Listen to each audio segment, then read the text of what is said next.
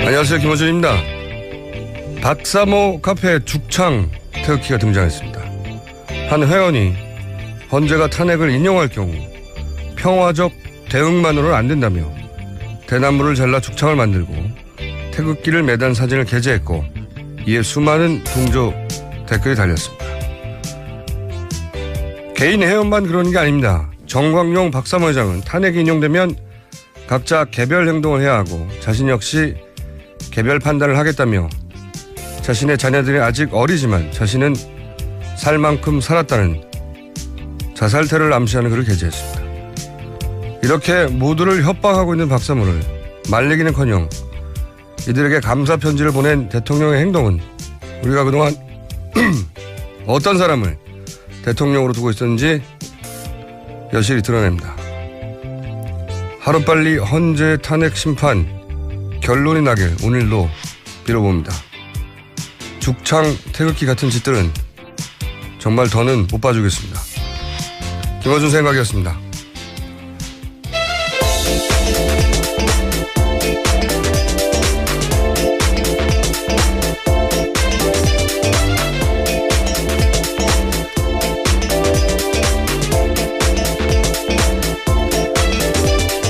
안녕하세요. 시사인의 김은지입니다. 네. 자, 오늘 첫 뉴스는 아무래도 어제 특검의 수사 발표가 있었으니까 관련 뉴스가 아주 쏟아지고 있어요.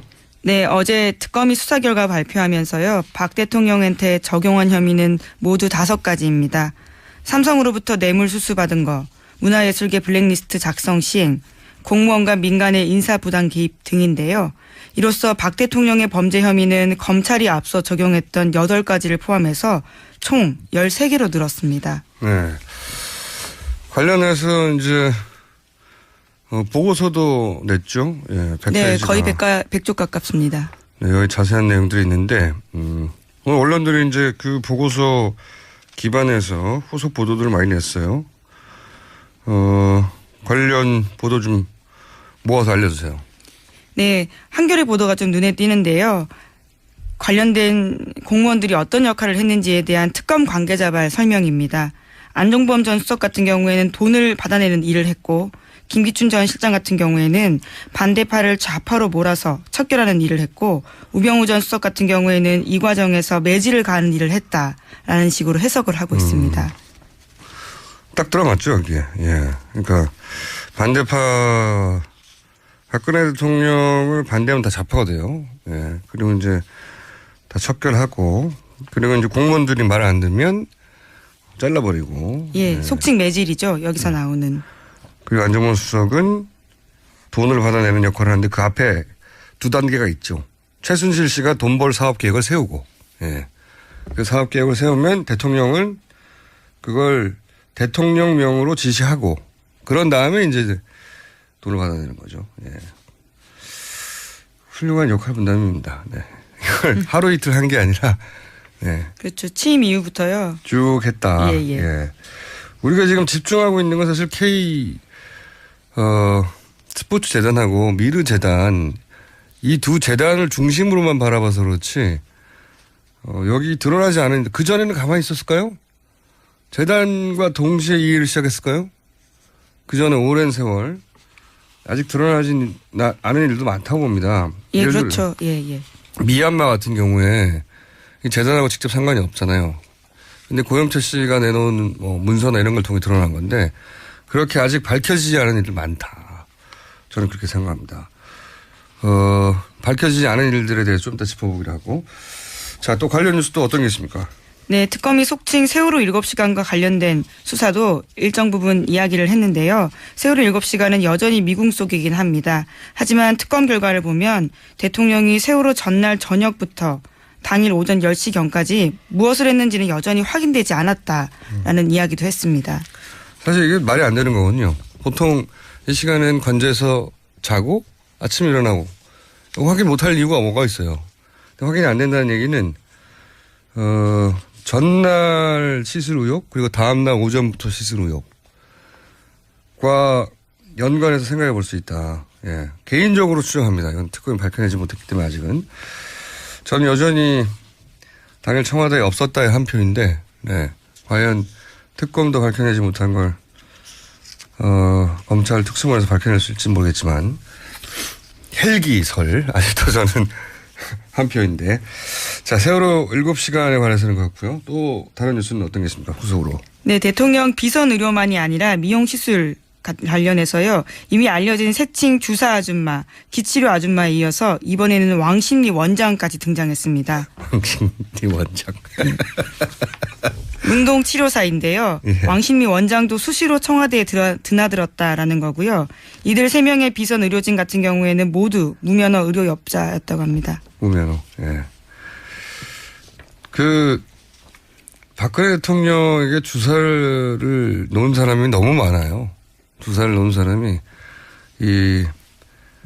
공식 의료진 말고도 합치면은 10여 명 가까이 되는 상황이고, 그리고 비선 의료진 3명이 있는데 그 사람들 또 면허가 없다. 예. 재밌지 않습니까? 이렇게 청와대가 돌아가고 있었다는 게. 네, 말이 멋있어서 그렇죠. 속칭 야매라고 말할 수 있는 거죠. 그렇죠. 예. 비선이라는 말이요. 예.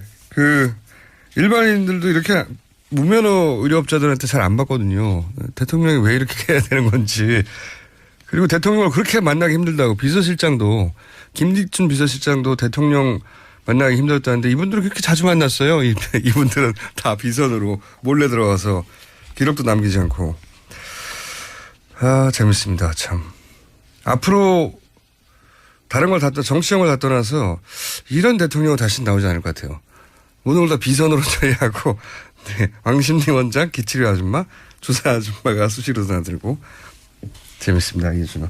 자, 다음 뉴스는요? 네, 블랙리스트 관련해서요. 순수 문예진 문학동네 세월호 참사 추모집 눈먼 자의 국가라는 책이 있거든요. 그 책을 내고 나서부터 문학동네가 우수도서가 우수수 줄었다라는 건데요. 2014년만 하더라도 25종이 우수도서였는데 2015년에는 5종으로 줄었고요. 게다가 문예지에 지원되던 10억 원의 지원 사업도 폐지가 됐다라고 합니다. 네, 블랙리스트에 올랐군요. 예. 한마디로. 여기 문예지인데, 예, 추모집을 냈다는 이유로 그동안 우수도서가 엄청 많이 선정됐는데 한 달에 한 평균 2권 정도 선정됐는데, 그렇죠. 네, 다 없어졌다는 거고, 지원 사업도 폐지됐다는 거고, 이런 식으로 블랙리스트가 운영이 됐다는 거죠. 구체적 사례였고, 또 어떤 게 있습니까? 네, 화이트리스트와 관련해서는요. 청와대가 정경련을 통해서 운영했다라는 건데요. 특검 발표에 따르면 특정 단체명과 금액까지 청와대 정무수석실이 지정해줬고요. 그래서 2014년부터 지난해 10월까지 삼성, 현대차, SK, LG 등을 통해서 총 68억 원을 지원했다라는 겁니다. 네, 이거는 한 해 동안 그랬다는 거고요. 14년부터 15년까지. 근데 네, 16년 10월까지요. 예. 네. 그렇군요. 1년 반 동안. 네. 이런 단체들이 결국 지금 친박 집회를 하고 있는 겁니다. 네, 태극기 흔들면서. 네, 청와대와 또 수시로 통화를 하고 있고요. 어제 전해드린 바와 같이요. 네, 올해 1월 달까지도 계속 이들 네. 단체 대표들과 청와대 선임 행정관이요. 네, 선임 행정관이 아직도 전화를 하고 있다는 거죠. 네, 이런 집회들을 주도하고 있는 사람들하고. 자, 관련 뉴스 또 있습니까, 후속으로? 네, 두 번째 태블릿 PC 관련해서요. 명의자는 최 씨 소유의 건물 환경미화원이었다라는 특검 수사 결과도 있습니다. 뿐만 아니라 사용요금은요. 최 씨 비서의 명의로 국민은행 계좌에서 나갔다라는 건데요. 이 계좌에서는 다른 것도 나갔습니다. 최 씨 명의로 최 씨가 개통한 여러 대의 차명폰 요금도 나갔다라는 건데요. 특검 조사 결과에 따르면 최순실 씨가 직접 대리점을 찾아가서 개통했다고 하고요. 태블릿 PC 암호는 최순실 씨가 휴대전화 등에서 사용했던 L자 패턴과 같다고 합니다. 그리고요. 태블릿 PC에는 개통 다음 날인 10월 13일에 열렸던 박 대통령 말씀자료 수정본이 들어있었는데 검찰 조사에서 정호성 전 비서관은 이 자료를 자기가 최순실 씨에게 줬다 이렇게 인정했습니다. 이런 게 바로 증거가 차고 넘치는 거죠. 예. 최 씨 건물에 일하는 환경미화원이 했고 본인이 다른 대포폰 결제를 했던 계좌를 통해서 결제를 했고 본인이 개통을 했고 패턴도 같고 대통령 말씀 자료도 있고 정호성 비서관도 그 자료를 줬다고 하고 이게 아닐 수가 없잖아요. 그리고 이동 경로가 그대로 최순실 이동 경로와 일치하고 본인이 아니라는 거 아닙니까? 예, 여전히 부인하고 있습니다. 그리고 이런 거를 가짜 뉴스를 통해서 이제 배포를 하죠. 본인 것이 아니라고 계속해서 아직도 주장하고 있죠. 예. 가짜 뉴스 관련도 또 뉴스가 있나요? 예, 다른 가짜 뉴스도 갈수록 기승인데요. 헌재 선고 결과 나오는 걸 기대하면서 앞두고 가짜 뉴스가 계속 나오고 있습니다. 관련해서요. 최근에는 탄핵 찬성이 31%다. 이런 식의 가짜 뉴스까지 나오고 있습니다. 탄핵 찬성 의견이 31%다? 네, 그러니까 여론이 뒤집어졌다라는 거죠. 친박 집회에 나오는 분들의 탄핵 여론조사 아니에요? 근데 이 가짜 뉴스는 주시합니다. 이게 가짜 뉴스가 시작된 게 미 대선에서 트럼프 쪽에서 시작했거든요. 그때 이제 지금 우리나라 가짜 뉴스의 모태에 해당되죠, 사실은. 지금 우리나라 가짜 뉴스가 주장한 것들과 거의 원조니까 유사한 논리들을 구사했어요. 기성 언론들은 믿을 수 없다. 그러면서 뭐 예를 들어서 CNS 뉴스. 원래 CNN 뉴스잖아요. 네네. CNS 뉴스. 이게 친트럼프 뉴스 사이트가 만들어져요. 뉴스 사이트가 똑같이 생겼어요. 예. 철자로만 다르고. 우리도 이제 노컷 있잖아요, 뉴스가. 근데 노컷 일별하고 제어를 그런 식으로 만들었는데 여기 보면 이제 팩트가 아니라 이제 주장을 하는 건데 자기 주장을 뉴스의 포맷으로 만들어서 그렇죠. 사실처럼 주장을 합니다. 그리고 기존 뉴스 사이트하고 거의 같은 구성, 같은 디자인으로 만들거든요. 그 디자인으로 페이크 뉴스를 만들어서 미국 같은 경우는 페이스타임을 통해서 많이 유포했어요. 우리는 이제 카톡을 통해서 많이 유포하죠. 네네. 네. 거의 유사한 구조인데 근데 미국 경우에는 그 배후에 그 엔지니어 출신으로 헤지 펀드를 운영해서 굉장히 큰 돈을 번 빅데이터 전문가가 있습니다. 미국에. 정치원금도 많이 내는 사람인데 그 전문가가 프로를 고용해서 만든 사이트였어요. 실제로 아마추어들이 한 게 아니고. 그리고 그 전문가는 트럼프 진영에 막대한 후원금을 냈던 사람이기도 하고 여기서 이제 재벌과 또 겹치기도 하죠. 예. 우리나라 가짜뉴스 역시 이제 이 생산되는 뉴스의 포맷이나 사이트나 문구 그리고 기사를 만들어내는 속도, 배포 이런 거 보면은 매체 제작을 한 경험이 있는 사람이 총괄하는 게 거의 확실해요. 제가 보기에는. 아마추어들이 이렇게 단시간에 이런 사이트를 이렇게 만들어서 이렇게 많은 양의 콘텐츠를 이런 속도로 만들어서 이렇게 광범위하게 배포할 수가 없어요. 제가 우리나라 최초의 온라인 매체를 만들었지 않습니까? 딴지일보. 예. 20년 전에.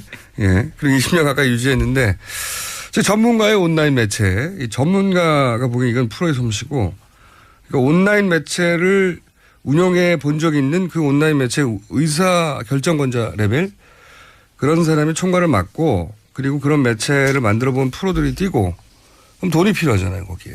당연히. 그리고 무엇보다도 뭐가 필요하냐면 그 개별 그 기사를 만들어내는 사람들이 자기 마음대로 만들어낼 수가 없어요. 왜? 목적이 있지 않습니까? 이런 가짜뉴스를 만든. 그러면 편집에 큰 방향이 나와야 돼요. 그게 제일 중요합니다. 예를 들어서 그 타블렛을 가짜로, 만들어라. 가짜 타블렛이라고 퍼뜨려라. 그럼 쫙 관련 기사가 나와야 되는 거잖아요. 네, 속칭 야마라고 하죠. 기자들끼리. 예, 주제를 잡는다라는 차원에서요. 오늘 이렇게 언어가. 예, 속칭의 단어들을 몇 가지 알려드렸습니다. 기자들은 그런 단어를 잘 쓰죠. 예. 일본 말이긴 합니다만. 예. 그거를 잡는 사람이 제일 중요한 거예요. 매체 이 기술적으로 어떤 사이트를 만들고 그건 사실 그런 걸 만들어 본 프로들이 와서 하면 되는데 중요한 건 그런 사람들이 어떤 방향으로 콘텐츠를 나갈 것인가를 지시하는 사람. 컨트롤 타워가 되겠죠. 컨트롤 타워가 꼭 있어야 돼요. 그러니까 이걸 좀 좁혀보면 친박 진영에 온라인 미디어를 운영한 경험이 있는데 그러면서 청와대와 교감할 수 있을 만큼 가까이 있었던 그런 총괄이 누굴까? 또 하나 청와대에서 현재 이제 문고리 3인방 김기춘 이 공백이 생겼잖아요. 네, 우병우 전 수석까지요. 네.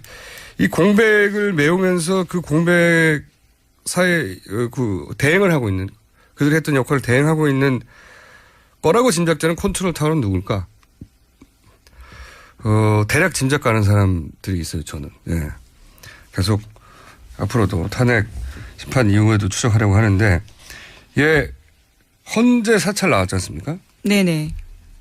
우병우 전 민정수석이 이제 본인과 신분이 있는 국정원 고위 간부 아마도 국정원 2차장이 아닐까라고 이제 추정들 하고 있는 그 누군가에게 연락을 해서 이런 일이 벌어졌다. 이게 이제 보도 내용이었잖아요. SBS의 주말에. 근데 이 보도가 사실이면 뭐 개인적으로는 그런 개연성은 충분히 있다고 보는데 박 대통령이 갑자기 전화기를 들고 우병우 전 민정수석에게 여보시오 그것 좀 알아보시오 했을 리가 없잖아요. 본인 스타일상으로도 그렇고. 그리고 이걸 수십 년간 그렇게 해오지 않았는데 공식 라인을 통해서 했을 리도 없잖아요. 이런 일을. 불법인데. 그러면 중간에 누군가가 우병우 전 민정수석에게 연락을 했을 거 아닙니까? 당연히. 그것 좀 알아봐달라고. 저는 그 연락을 하는 사람이 이 가짜뉴스의 컨트롤 타워이자 친박 집회의 컨트롤 타워이자 그리고 지금 그 공백을 메꾸고 있는 동일 인물이다라고 개인적으로 추정하고 이 범주를 좁혀간 결과 후보들이 등장했습니다. 네. 아, 들인가요? 예, 복수인가요? 네. 아주 후보들이 등장했고 그중에서 추려가는. 박 대통령은 평생 아주 극소수의 신뢰하는 사람하고는 소통했거든요. 예. 그건 이미 평생을 통해 여러 방식으로 입증된 거고 여러 사람이 일을 이렇게 막 나눠서 하지 않아요. 시스템을 믿지 않고. 예. 자, 누굴까요? 충분한 입증 자료가 나오면 제가 이제 공개할 생각인데 아직은 충분하지 않아요. 네. 그림이 좀 그려졌다. 가짜뉴스 등장하면 앞으로 다음 시간 정도에 뭔가 말할 수 있을 게 생기지 않겠는가 예고합니다. 예. 자, 다음 뉴스는요? 네, 양승태 대법원장이 어제 헌재 소장 권한대행인 이정미 재판관의 후임자를 지명했습니다. 때문에 불필요한 정치적 논란이 낳고 있는데요. 후임 재판관 지명이 탄핵 심판 선고 지연의 빌미가 되는 것을 우려해서 지명 절차를 유보했던 대법원이 갑자기 태도를 바꿨기 때문입니다. 이건 제가 보기엔 굉장히 비겁한 결정이에요. 왜 비겁한 결정이라고 생각하냐면 탄핵 심판 결과가 나고 그래봐야 일주일밖에 상관 차이가 없잖아요. 그때 발표하면 되잖아요. 근데 굳이 지금 발표했어요. 그죠? 만약에 정말 그 후임을 빨리 바꿨어야 했다면 진작에 지명했어야 되고요. 네. 근데 이제 이정미 재판관의 후임을 이렇게 지명해버리면, 그 친박 진영, 그리고 박근혜 대통령 대리인단, 예. 변호인단이 주장해왔던 지금 7명이 될지 몰라서 7명이 되기 전에 결론을 내려야 한다는 게 지금까지 논리였는데 그 논리를 반박할 수 있는 근거를 정해 주는 거거든요. 예, 그렇게 되는 셈이죠. 네. 그래서 이제 이걸 들어서 이제 후임 지명됐으니까 후임이 새로 오면 결론을 내자 급하게 할 필요 없다. 이 논리를 계속 주장하고 싶었는데 그동안 후임이 지명이 안 돼가지고 못했잖아요. 그래서 아마도 압박을 받았겠죠. 양승태 대법원장이요. 네, 대법원장도 보수 진영이 임명한 사람이니까 임명을 받았을 테고 또 한편으로는 그 국민적 여론이 있지 않습니까? 그거 개입하면 안 된다고. 그러니까 어중간하게 발표한 거예요. 어중간하게 중간에 껴가지고 일주일만 있다가 발표하면 되는 것을 굳이 어중간하게 그래놓고 탄핵 선고에 영향을 주지 않으려고 했다. 말도 안 되는 소리죠. 선고에 영향을 주지 않으려고 했다면 임명을 일주일 있다가 하면 되는 겁니다. 예. 전혀 필요 없는 불필요한 그 논란을 만들어냈거든요. 예, 좀 어색한 게요. 이상훈 전 대법관 같은 경우에도 지금 후임 없이 나가 있는 상태거든요. 그러니까 대법원도 한 자리가 비어 있습니다. 이미 앞서서 비어 있는 자리에 대해서는 후임자 임명하지 않고 있는데 갑자기 헌재를 아직 나가지도 않은 자리에 대해서 후임자를 먼저 임명한 거죠. 그러니까 반쯤 어정쩡하게 박근혜 대통령 손도 들어주면서 그러면서도 요건 먹지 않게. 예, 진짜 어정쩡한 비겁한 결정이라고 봐요. 자, 그리고 앞으로 그 특검 저희가 잠시 후 2부에서 이제 특검 수사 발표를 자세하게 짚어보려고 하는데 특검이 발표한 내용 중에 아쉽다. 이거도 추적됐어야 하는 건데 김원지 기자는 없어요? 네, 아무래도 세월호 7시간과 관련돼서는요. 여전히 아쉬움이 많이 남습니다. 대통령 대면 조사도 하지 못했고 청와대 압수수색도 하지 못했기 때문에 결과가 굉장히 텅텅 비어 있거든요. 저는 개인적으로는 이 초기부터 주장했던 그랜드 레저 코리아라고 있어요. 아, GKL. 네. 예. 그랜드 코리아 레저군요. 예. 이 카지노 운영하는 회사인데. 예. 이거 관련해서는 이제 그 수수료, 그 그랜드 이름 자꾸 헷갈리네요. 코리아 레저. 네네. 코리아 레저에 소속된 장애인 펜싱 선수단의 그 수수료를 먹었다 이거거든요. 너무 작아요. 이권으로는. 제가 계속 줄기차게 주장했는데 최순실의 이권에 대한 집착 정도 막 그 은행에서 조직 개편을 해서 자리를 만들어서라도 사람을 꽂지 않습니까? 아니면 대사를 갑자기 전혀 경험도 없는 사람을 꽂아버리잖아요. 뻔뻔하게도 눈치 보지 않고. 그런데 그냥 그 수수료 사람당 1,000만 원 받아가지고 이것 때문에 카지노 이권에 이게 말이 안 된다고 봐요. 저는 수사가 할 게 너무 많아서 제대로 파헤치지 못했다고 생각하는데 줄기차게 노래 불렀던 카지노 정키빵. 예, 검찰 특수본에 제보하시는 걸로. 정키빵 이권에 눈독을 들였을 거라고 저는 추정하고 추가 수사가 꼭 필요하다고 봅니다. 제가 이게 여기에 대해서 계속 얘기하는 이유는 뭐냐면 그 박근혜 최순실 게이트가 어디가 바닥인가, 얼마나 저열했는지 그 바닥을 들춰낼 수 있는 사안이에요. 그러니까 카지노에서 그 정키빵, 소위 이제 빚으로 도박하는 거죠. 예. 그거 사채 회수하는 거거든요. 그 사채 회수할 때 이권이 생겨요. 그거는 또 들었을 거라고 저는 봅니다. 크다고 저는 알고 있어요. 그리고 또 하나는 말 관련 사업들 있지 않습니까? 말 관련 네네. 사업들. 굉장히 코믹한데 우리 말나라가 됐잖아요. 예. 말 수입과 관련된 또는 승마 시설 갑자기 늘었는데 이 관련 이권이나 예산들이 막 숨어 있을 거라고요. 그리고 또 하나는 이것도 이제 특수본에 수사해야 된다고 보고, 개인적으로 가장 황당한 게 이제 ODA 사업. 네.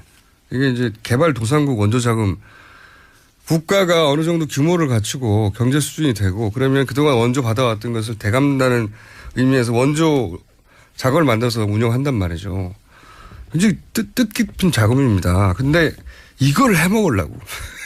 이걸, 그리고 미얀마 대사까지 임명을 했고, 워딩도 아주 좋지 않습니까? 자손 대대로 해먹을 수 있는 거라고 얘기를 했는데, 근데 여기 주목하는 대목은 뭐냐면, 여기서 이제 공장 부지를 무상으로 불화받으려고 했던 정황이 있잖아요. 네. 네네, 삼성을 통해서. 예. 네. 그래서 제가, 이것은 개성공단과 연결될 수 있을 것 같다. 예. 삼성을 통해서는 잘못 이야기한 겁니다. 삼성을 거기 또 투자를 시키려고 했었던 거죠. 그러니까 이게 미얀마 정부로부터 공장 부지를 50년 정도 무상으로 받아서 거기 입주하려고 하는 공장이 있으면 굉장히 조금만 받아도 그야말로 땅 짓고 헤엄치기 아닙니까? 몇십 년 동안. 근데 개성공단이 폐쇄돼서 그런 대체 부지를 찾으려고 한 게 아니라 그런 대체 부지로 임대 사업을 할 수 있겠다 생각이 들어서 기획부동산처럼 개성공단을 폐쇄한 게 아니냐라는 개인적 추정인데 이거 추가 수사가 꼭 필요한 대목을 해봅니다. 저는. 마지막으로 아직 특검을 통해서는 한 번도 등장하지 않았는데 저는 이것도 굉장히 큰 덩어리라고 생각하는데 실제 보유재산으로는 최순득 씨가 가장 많아요. 최순천 씨도 훨씬 많습니다. 최순천 씨가 더 많아요? 네, 왜냐하면 서양 네트워크스라고 해서요. 사업체를 가지고 있는 가족이 있기 때문에요. 네. 뭐 물론 부동산은 어떻게 차이가 날지 모르겠지만 최순천 씨가 더 많다고 이번에 나왔습니다. 부동산까지 합쳐서 최순천 씨가 더 많아요? 2,700억 재산 중에서는 최순천 씨로 알고 있습니다. 잘못 알았군요. 예. 물론 최순득 씨도 많습니다. 네. 예. 많아요. 뭐 예. 10억, 20억이 아니고 1,000억 대니까 다들. 근데 이제 최순득 씨가 그 재산을 불려온 방식에 대한 제가 한번 그 주시에서 다룬 적이 있는 것 같은데 사채업을 했고 그리고 그 사채업을 하면서 기업의 인수합병 자금을 대고 그리고 나서 주가 조작을 해서 해먹는 전형적인 금융범죄인데 소위 엔터 쪽 비즈니스에 이런 일이 많거든요. 그 검찰 특수본에서 요 사안을 추가 수사를 하면 저는 이게 덩어리가 엄청나게 나올 거라고 봅니다. 엄청난 게. 그게 뭐 또 10억 해먹었네, 20억 해먹었네가 아니라 몇백억, 몇천억에 해당될 엄청난 잠겨 있다. 저는 최순실 일당에게 가장 큰 벌은 재산 몰수라고 보거든요. 예, 불법적으로 취득한 재산에 대해서는 끝까지 추적해서 대통령 탄핵하고 무관하게 그리고 정권하고도 무관하게 계속 특검해야 된다고 봅니다. 저는. 예, 현재 추진을 청구한 상태이긴 하지만 금액이 그렇게 많지는 않습니다. 전체 재산에 비하면요. 물론 일반인한테 많은 돈입니다. 그렇죠. 예, 네. 예. 100억 있어요? 예. 지금 추가로 특검이 찾아낸 건 200억에 불과하잖아요. 예, 그렇습니다. 그리고 최순실 씨가 평생 동안 공식적으로 한 사업이라고는 유치원밖에 없어요. 네, 초이 유치원이라고요. 예. 유치원을 경영했었고. 그것에서 어떻게 이 돈을 봅니까? 그리고 이 집안이 공식적으로 했던 사업이 양말 사업이에요, 예전에. 어떻게 몇 천억을 봅니까? 양말 사업하고 유치원 해가지고. 말이 안 되잖아요.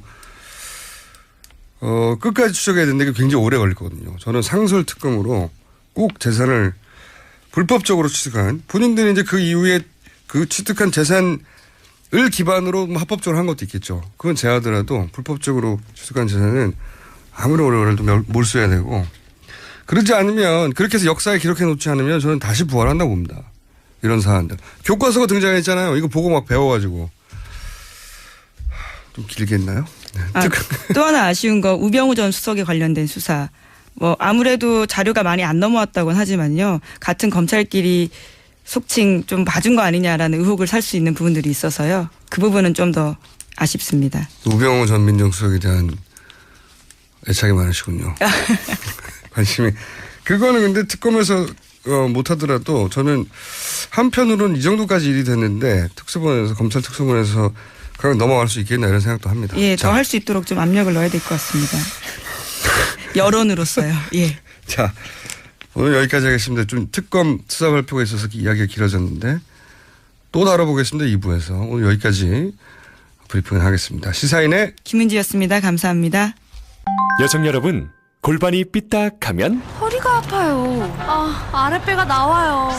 골반이 바로서야 건강도 아름다움도 바로섭니다. 바디로직을 입으세요. 토크밴드의 입체적인 탄력이 틀어진 골반을 바로잡습니다. 간편하고 확실한 골반 교정 타이즈 바디로직. 삐딱한 남성 골반에도 역시 바디로직. 바디로직의 효과를 못 느끼셨다면 100% 환불해드립니다. 자세한 환불 조건은 홈페이지를 참조하세요. 굶고 뛰고 땀 빼고 다 해봤다. 그래봐야 소용없었다. 다이어트는 결국 먹는 게 문제다. 동결건조 채소와 곡물, 단백질 그리고 효소와 비타민, 미네랄로 만든 다이어트 전용 그린 스무디로 하루 한두 끼만 바꿔 드세요. 검색창에서 비타샵을 검색해주세요. 아무도 묻지도 따지지도 않고 가입하셨다고요? 보험은 너무 어려워요. 걱정 마십시오. 마이보험 체크가 도와드립니다. 1800-7917 마이보험 체크로 지금 전화주세요. 1800-7917. 이미 가입한 보험이나 신규 보험도 가장 좋은 조건을 체크해서 찾아드립니다. 인터넷 한글 주소 마이보험.com 또는 카카오톡에서 아이디 검색 마이보험을 친구 추가하여 상담하실 수 있습니다.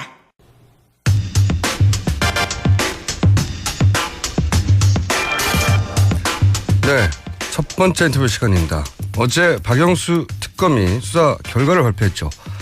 검찰 출신으로 탄핵 소추안 초안을 작성한 분입니다. 민당의 금태섭 의원 전화 연결하고 있습니다. 안녕하십니까? 예, 안녕하십니까? 네, 오랜만입니다. 네. 예, 잘 지내셨습니까? 검찰 출신으로 이 수사 결과 발표문을 읽으시면서 이 정도면 몇 점을 줄 수 있다. 그런 관점에서 어떻게 평가하셨습니까? 몇 점짜리였습니까? 예, 박영수 특검은 절반의 성공이라고 하셨는데요. 네. 제가 봐서는 90점을 드려도 되지 않을까 싶습니다. 90점이요? 예, 특히 삼성 이재용 부회장 뇌물 사건을 통해서 네. 박근혜 대통령과 최순실이 공모해서 어떻게 국정이 농단됐는지 그 메커니즘을 분명하게 밝혀낸 것은 대단한 성과라고 생각을 합니다. 다만 아쉬운 점이라면은 10%가 뭡니까? 가장 아쉬운 거라면 박근혜 대통령에 대해서 직접 대면 조사를 못해서 이 국정농단이 일어난 메커니즘은 밝혔지만 도대체 왜 이런 일을 했는지 이 최순실이라는 사람을 끌어들여서 이렇게까지 나라를 망쳐놨는지 그 부분이 좀 깊이 조사되지 못한 것이 가장 아쉬운 점이고요. 그런데 그건 그 특검의 잘못은 아니지 않습니까? 네. 예, 물론 특검의 잘못은 아닙니다. 네. 처음에 특검 수사에 응하겠다고 했다가 안 나오신 박근혜 대통령이 전적으로 책임질 문제죠. 예, 그러니까 거긴 감점 요인에 거긴 넣지 마시고요. 예, 그래서 90점은 된다고 봅니다. 네, 그리고 우병우 민정수석의 수사. 예, 우병우 민정수석의 수사 같은 부분이 조금 미진했는데 70일이라는 길지 않은 기간에 이루어진 수사라는 점을 감안한다면 역대 특검 중에서 가장 성과를 낸 훌륭한 결과가 아닌가 싶습니다. 혹시 이제 언론에 보도는 안 됐지만 개인적으로 예. 이 사안을 나는 주목한다. 혹은 보도됐지만 언론은 크게 다루지 않았는데 검찰 출신을 보기에 여기에 이걸 캐면 거기 굵직한 게 뒤에 있을 거야. 이런 사안 있었나요, 혹시? 지금 특별히 어떤 분야라기보다는 일단 두 가지를 하고 지적하고 싶은데 첫째로는 박근혜 대통령 대면 조사를 통해서 이 국정농단의 기본적인 동기가 뭔가를 밝힌다면은 여러 가지가 나올 수 있을 것 같고요. 예. 또 하나는 아직 사실 본격적인 수사가 거의 안 이루어졌다고 볼 수 있지만 우병우 수석에 대해서 심도 있는 수사를 한다면 예. 특히 검찰 수사 과정에서의 그 왜곡이라든가 지금 화이트 리스트, 블랙 리스트가 다 나왔는데 네. 검찰이나 사법부를 좌지우지한 부분이 나오지 않을까 그것을 주목하고 있습니다. 국정원도 있을 수 있겠죠. 검찰, 사법, 예, 국정원. 마찬가지입니다. 예. 알겠습니다. 자, 이에 대해서 이제 박근혜 대통령 측에서는 이 특검 수사 결과가 공정하지 않고 박영수 특검을 오히려 구속하라는 말도 나오고요. 불법이라는 얘기도 나오는데 이런 반응에 대해서는 어떻게 평가하십니까? 예, 경기에서 진 다음에 심판 탓을 하는 전형적인 그런 모습이라고 보고요. 기본적으로는 박근혜 대통령이 나와서 자신의 입장을 설명할 수 있는 충분한 기회가 있었습니다. 여러 번 있었죠. 특검에서도 네. 참고인으로 조사하겠다고 했고 장소나 시간 부분에 있어서도 청와대 쪽 의견을 충분히 받아주겠다고 했는데 본인이 나와서 말씀을 안 하시면서 이것을 비판한다는 것은 정말 앞뒤가 맞지 않는 겁니다. 제가 보기에는 일방적인 의견 발표만 할 뿐 질문 받는 것을 두려워하지 않나 하는 그런 느낌이 나는데 어쨌든 나오시지 않고 자기 입장을 밝히지 않았으면서 결과에 대해서 본인이 임명한 특검이 수사한 결과에 대해서 반박을 하는 것은 정말 앞뒤가 안 맞는 일이라고 생각합니다. 오는 10일, 그러니까 이번 주 금요일 아니면 다음 주 월요일에 결국은 탄핵 심판에 이제 결론이 날 거라고 추정들을 하는데 네, 지금 맞습니다. 어제 나온 특검의 수사 발표가 이 탄핵 심판의 증거로 채택되지는 않는 걸로 알고 있는데 이게 참고가 됩니까? 어떻게 되나요? 이럴 경우에? 일단 헌재에서도 공식적으로 밝혔지만 증거로 채택이 안 됐기 때문에 이 부분이 직접적인 영향을 미치지는 않습니다. 네. 그러나 역설적으로 봐서 특검에서 지금 드러난 사실들이 지금까지 국민들이 짐작하는 것과 전혀 다르지 않거든요. 말하자면 무슨 박근혜 대통령이 사실은 억울했다거나 다른 사정이 나오지는 않았고, 그 다음에 이 언론 보도들을 결국 헌법재판관들도 보시게 되는데, 구체적인 범죄 사실보다도 대통령은 지금 아무 사익도 추구한 적이 없고, 잘못이 없다고 말씀을 하지만, 그렇다면은 왜 그렇게까지 이 대포폰까지 만들어서 청와대에서 국정을 운영했는지, 이런 부분이 간접적으로는 영향을 줄 것으로 생각을 합니다. 이런 보고서가 헌재에도 가긴 갑니까? 가지는 않겠지만 언론에 많이 보도되니까 다 보시겠죠. 물론 헌재에서는 증거에 의해서 판단을 하실 거고 그동안 헌재에서도 충분히 심리를 했기 때문에 증인신문도 하고 검찰 수사 기록 등 증거도 봤는데 이번 특감 기록이 그 검찰 수사 결과와 거의 맥락이 같기 때문에 아마 지금 가지고 있는 그 심증을 굳히는데 그런 영향을 주지 않을까 싶습니다. 심증에 영향을 줄 수 있다. 네. 예. 그분들도 사람이니까요, 당연히. 예. 제가 이제 이건 좀 주변 질문인데 특검이 검찰로부터 넘겨받은 수사 기록이 5만 5천 페이지라고 제가 들었거든요. 그리고 특검이 만들어낸 게 또 10,000페이지가 넘고 제가 이런 거 볼 때마다 아니 5만 5천 페이지를 언제 다 읽지 그런 생각이 들어요. 검찰에 계셨던 분으로서 5만 5천 페이지를 단기간에 다 읽고 그리고 거기서 이제 출연해서 수사를 하고 이게 가능한 겁니까? 5만 5천 페이지 어마어마한 분량인데. 저도 검찰 수사 기록을 상당 부분 있어서 읽어봤는데요. 예. 다 읽어봅니다. 저희는 그런 쪽으로는 좀 훈련이 돼 있기 때문에. 예. 변호사 할 때도 의뢰인들한테 드리는 말씀이 뭐라도 적어내면은 판사나 검사들은 다 읽어본다. 그래요? 특히 이런 중요한 사건에서는 놓치는 부분이 있어서는 안 되기 때문에 아마 여러 번 읽어봤을 거로 생각을 하고요. 또 이 사건 같은 경우는 언론에서도 이 자료들을 나중에 다 봐서 놓친다는 거는 있을 수가 없고 5만 5천 페이지라고 하더라도 마음 먹고 읽으면 며칠에 다 읽을 수 있습니다.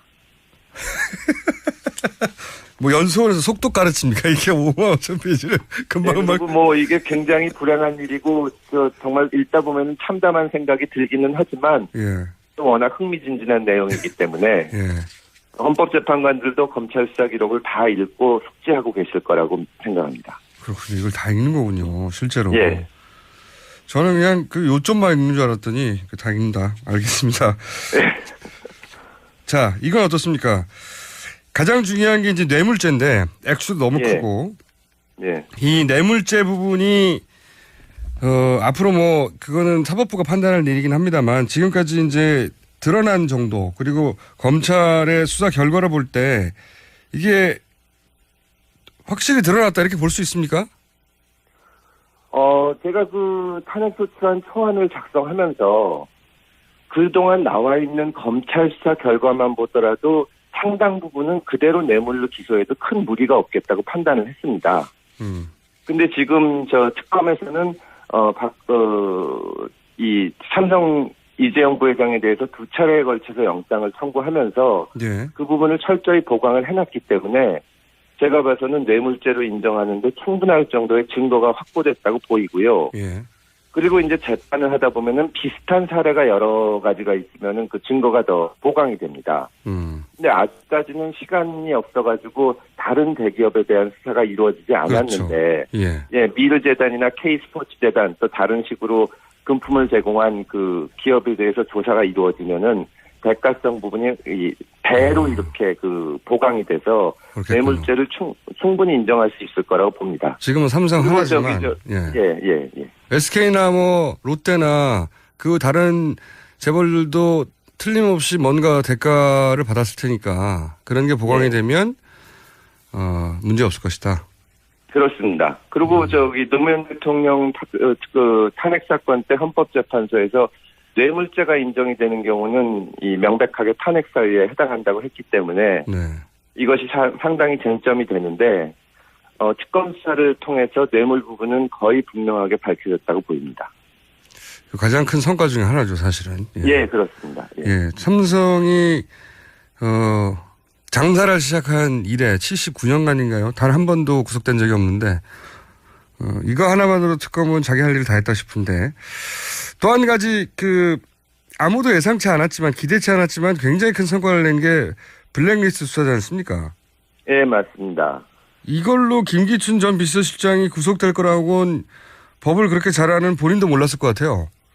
사실 뇌물죄는 검찰에서도 뇌물죄 적용을 안 했다 뿐이지 상당히 조사가 돼 있는 상태였는데 이 블랙리스트 부분은 검찰 수사에서 별다른 언급이 없었거든요. 그렇죠. 근데 이거를 명단을 포함해서 완벽하게 밝혀냈고 더군다나 한 발 더 나가서 이제 블랙리스트는 지원 같은 것을 못 받게 하는 것인데 이제 전경련을 이용해 가지고 이 관변 단체들의 지원을 한 소위 화이트리스트까지 밝혀낸 것은 기대 이상의 정말 대단한 성과라고 생각을 합니다. 그러니까요. 이걸 통해서 결국은 한 번도 평생 동안 또 법적 단죄를 받은 적이 없는 김기춘 전 비서실장이 구속이 됐다는 것도 대단한 성과라고 저는.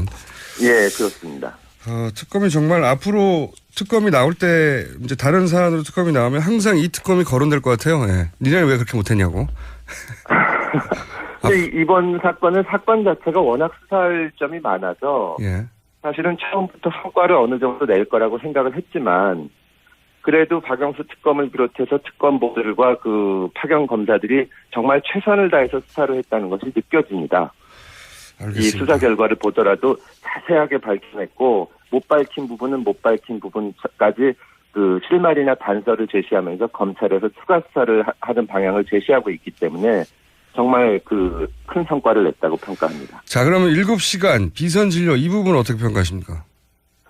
7시간 부분에 대해서도 박근혜 대통령이 대면 조사를 거부해서 뭐 분명히 밝히진 못했지만 지금 특검 수사 결과에서 사진까지 보여주면서 일부 언론에 보도됐던 것처럼 2014년 4월 15일 국무회의 당시에는 실수 자국이 없었는데 예.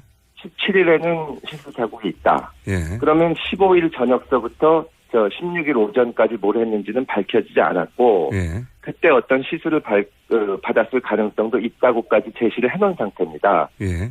그래서 결국에 가서는 탄핵이 지나면은 박근혜 대통령이 검찰 수사를 받게 될 텐데 그때 이 부분에 대해서 과연 무슨 일이 그 시간 동안에 있었는지 충분히 밝혀질 수 있을 것으로 보입니다. 자, 이건 어떻습니까? 이제 이런 우려를 여러 사람들이 여러 가지 방식으로 사전에 밝혔었는데 검찰로 되돌아가면 예. 검찰이 직접 관련된 사안들도 소위 이제 우병우 라인 예. 직접 관련된 사안들도 있을 텐데 검찰이 자기 식구들을 제대로 수사할 수 있겠냐. 그리고 그런 라인에 있다고 하는 분들이 대부분 고위직에 있는데 그분들이 이제 가만히 있겠냐. 이런 우려 있지 않습니까? 검찰에 계셨던 분들은 어떻게 보세요? 그 부분에 대해서는 저도 반신반의합니다. 사실 그 내부 수사가 가장 어렵고 검찰을 믿기는 어려운데요. 이번 특검 수사 결과에 대해서 많은 국민들이 이제 그 인정을 하고 있기 때문에 만약에 검찰에서 내부적인 수사를 제대로 못 해낸다면 다시 국회에서 특검법을 통과시키거나 특검을 재가동을 해서라도 그 부분은 밝혀질 것이라고 봅니다. 그러니까 검찰이 스스로 밝히지 않는다면 특검이나 혹은 다른 그런 외부적인 기관에서 이것을 손을 대게 될 것이고 그 경우에는 검찰이 정말 개멸적인 상처를 받게 되기 때문에 아마 검찰도 밝힐 수 있는 데까지는 밝히려는 노력을 할 거라고 보입니다. 재산 추정은 어떻습니까?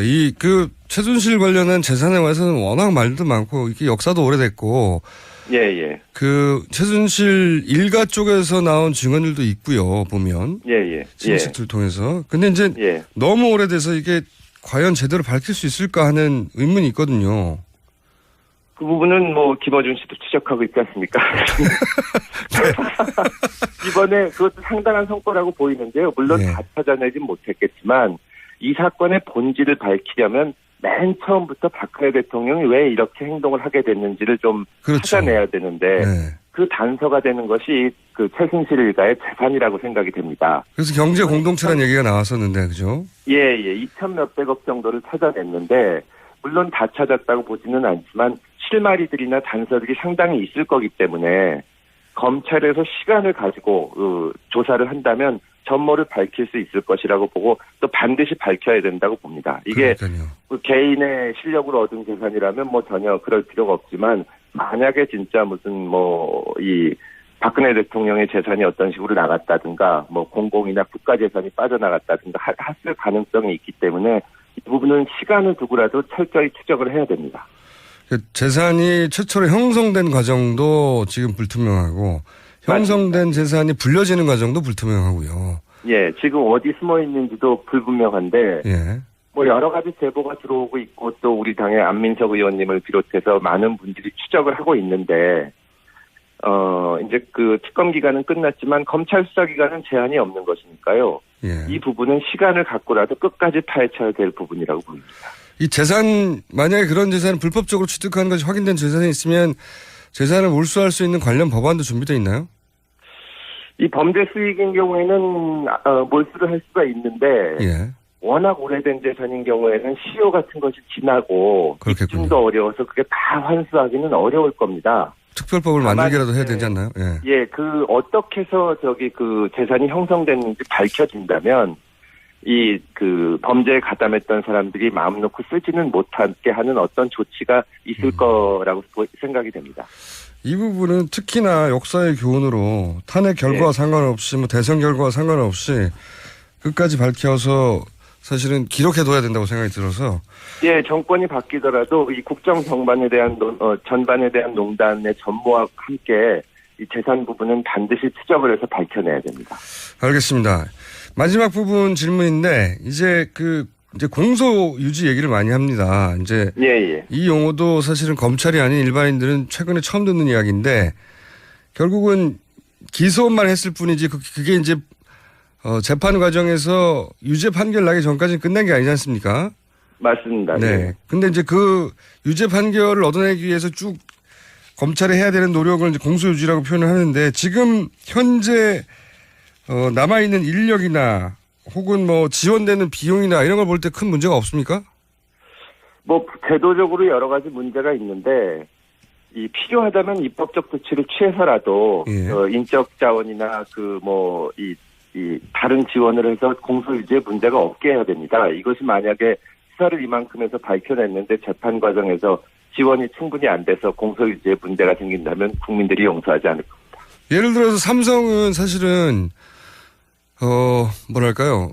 약간 과장해서 말하자면 자원이 무제한에 가깝잖아요.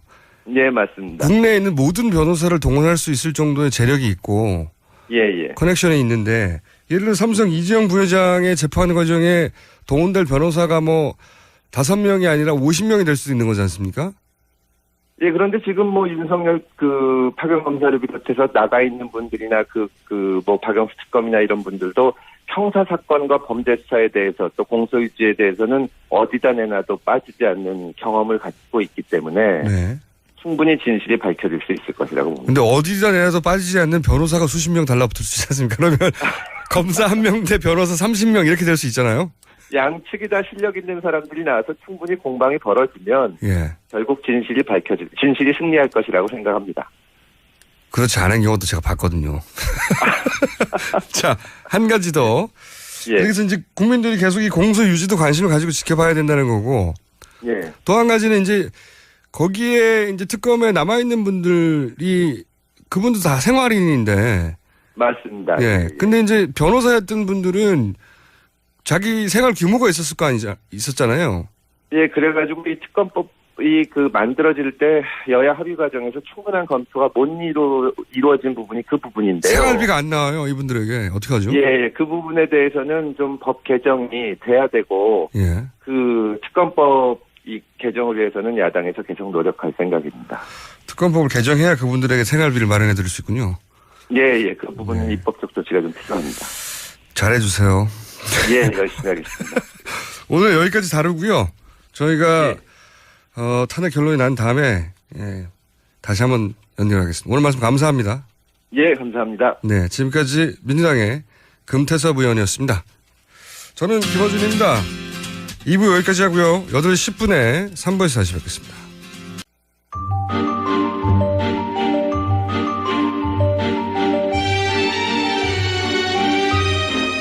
뉴스에 나오지 않는 진짜 뉴스라고 주장하는 하영의 오프터 레코드.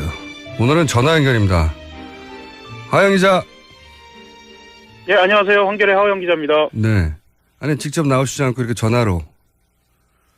요즘 민주당 경선이 치열해지다 보니까요. 네. 아침 일정이 좀 많습니다. 그래서 저는 지금 안희정 지사 마크맨, 이른바 마크맨이죠. 안희정 지사 캠프를 출입하고 있고요. 그래서 부득이하게 전화 연결했습니다. 네, 죄송합니다. 마크맨들이 다 있잖아요. 이재명 시장 마크맨도 있고, 문재인 전 대표 마크맨도 있고. 네. 그리고 토론회가 시작됐는데, 마크맨들이 원래, 본인 마크맨들의 활동에 대해서 이제 나중에 모여가지고 얘기들 하잖아요. 하죠. 예. 그러면 물론 채성 고양시장에 대한 마크맨도 있나요? 아니면 마크맨을 따로 두지 않나요? 채성. 최 시장께는 좀 죄송한 말씀입니다만, 묶어서 합니다. 예. 네. 아무래도 인력에 문제가 있다 보니까요. 네. 그리고 이제 갑자기 등장하셔가지고 사실은. 예. 그럴 수밖에 없었겠죠. 누구 마크맨이 최성 고양시장은 묶어서 마크합니까? 보통은 이재명 시장 마크맨이 묶거나요. 아니면 안희정 지사. 그러니까 1위를 제외한 2, 3위 쪽에서 보통 마크를 같이 묶죠. 예. 네. 자. 더 솔직하게 말씀드리면 마크맨이 없는 그 언론사도 아마 있을 겁니다. 네. 최성시장. 네. 예. 고양시장이신데 최성시장님 죄송합니다. 너무 늦게 등장하셨어요. 자.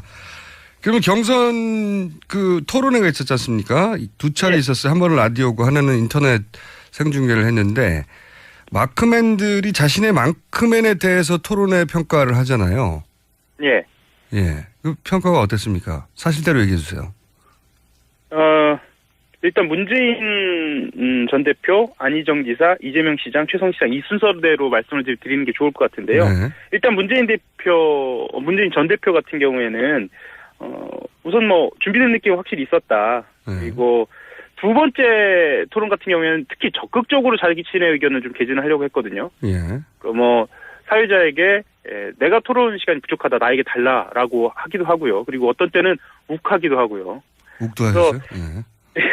예. 특히나 재벌개혁이나 준조세의 법정부담금 논란 같은 경우에는 자기가 자기 논리를 가지고 좀 적극적으로 의견을 좀 개진하려는 모습을 좀 보였어요. 그 대목은 이제 이재명 성남시장이 문재인 전 대표에게 친재벌 아니냐라는 공세를 많이 핀 걸로 알고 있는데. 그렇죠. 네. 그래서 자기 의견을 좀 적극적으로 이야기하고 공약을 차분하게 설명을 했다는 점에서는 마크맨들도 좋은 점수를 줬는데요. 네. 지난번하고 이번 혹시 보신 분들은 느끼셨을 거예요. 가장 핵심적인 토론은 주도권 토론이라고 해서요. 예. 각 후보들한테 15분씩 주고 자기가 어떤 후보에게나 자유롭게 질문을 하고 그러니까 토론을 하는 방식이거든요. 네네. 이게 핵심이었는데 문 전 대표 같은 경우에는 최성 후보와 주도권 토론을 했단 말이죠. 그래서 이제 첫 번째는 최성 후보가 워낙에 이 질문이 없었기 때문에 본인이 이제 맏형의 어떤 스타일, 이미지로 좀 기회를 주는 것으로 보였는데 두 번째도 그러다 보니까 이건 좀 피해가는 거 아니냐라는 그런 시선도 좀 있었죠. 2위, 3위. 그러면서 아마 2위, 3위와의 이제 직접 대결을 피해간 거 아니냐? 네. 예. 그러면서 좀 감점 요인이 좀 있었습니다. 예. 알겠습니다. 전반적으로는 선박했으나 주도권 토론에서 본인과 이제 치열한 각을 세울 만한 2위, 3위 후보가 아니라 최성 시장만 과만했다. 네. 피했다. 그리고 현장에서 본 사람들은 느꼈을지도 모르겠는데요. 유난히 두 번째 토론 때는 원고를 읽거나 외워서 하는 듯한 느낌이 좀 있었어요. 네. 그래서 그 부분에 있어서는 좀 자연스럽지 못했다라는 지적도 좀 있었고요. 자, 그러면 그게 감점 요인이었고, 근데 전반적으로 자기 논리는 잘 세웠다, 이런 정도의 플러스가 있고, 자, 그 다음에 지지율 기준으로 하자면 현재 기준으로는 2위 후보인 안희정 도지사는 어땠습니까? 평가가?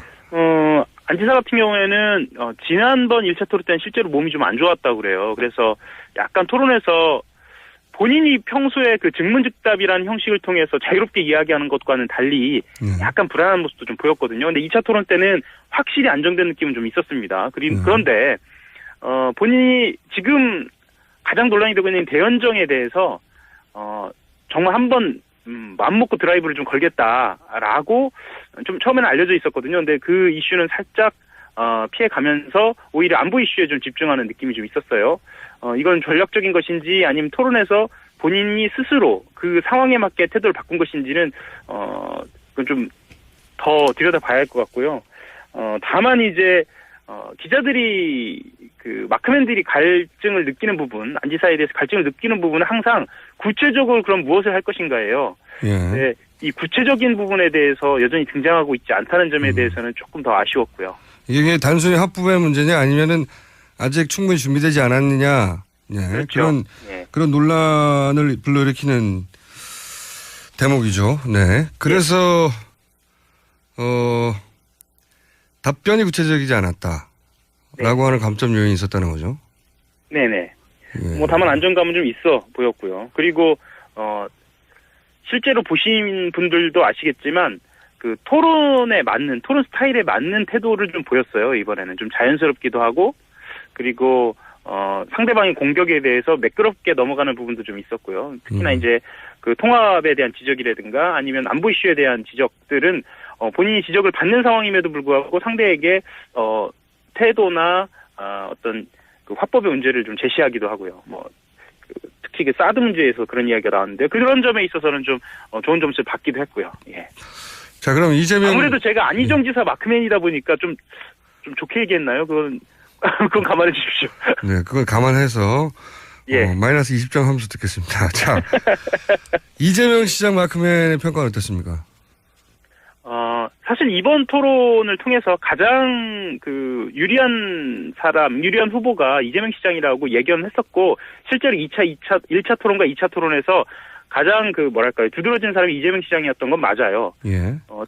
특히나 1차 토론 때는 본인이 오히려 안정감 있는 태도로 보이면서, 이 시장이 이런 면모도 있었네, 라는 태도로 보였고요. 2차 토론 때는 이 시장이 먼저 공격적으로 나서면서 특히 그 재벌과 관련된 문제에서 아주 강하게 문 전 대표를 공격하면서 이것이 과연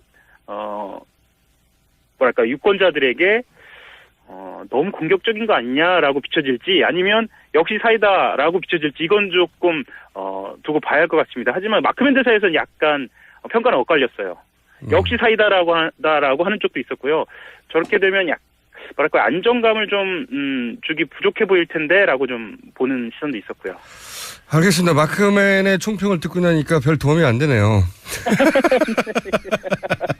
예. 자, 또 한 가지는 물론 이제 다른 당들의 대선 후보, 경선 후보 토론회가 나오면 거기도 저희가 평가를 하겠지만 지금은 민주당밖에 토론회를 본격적으로 하지 않고 있기 때문에 민주당 얘기를 먼저 해봤고, 자, 그 안희정 도지사 마크맨으로서 그 지지율이 상승했던 속도하고 거의 유사한 속도로 지금 하강하고 있어요, 지지율이.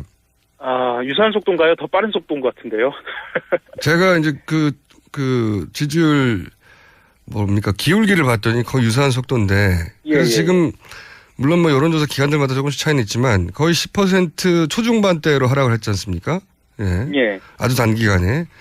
네. 여기 대해서 캠프는 뭐라고 평가하고, 그러니까 공개적으로 평가하는, 그러니까 본인들의 이제 언론의 워딩은 저도 봤단 말이죠. 어차피 이렇게 조종기를 거치기 마련 아니냐, 모든 후보들이. 이렇게 얘기하는 정도로 넘어가려고 하는데 실제 분위기는 어때요? 이게 위기의식이 어느 정도입니까?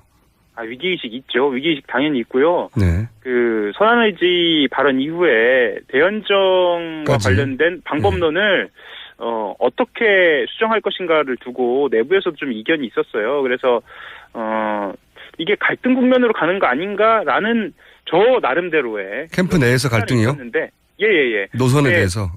그렇죠. 그런데 사실 이 금강팀이라고 불리는 이 안희정 캠프, 그러니까 노무현 전 대통령이 그 보좌진으로 데리고 있었던 팀이 금강팀 아닙니까? 금강빌딩에 있었다고 해서. 금강팀의 결속력이 굉장히 강해요. 제가 예상했던 것보다 훨씬 강하고, 대신 안희정 지사의 뜻이 뭐냐라는 것을 분명히 물어서 안희정 지사가 대연정 간다.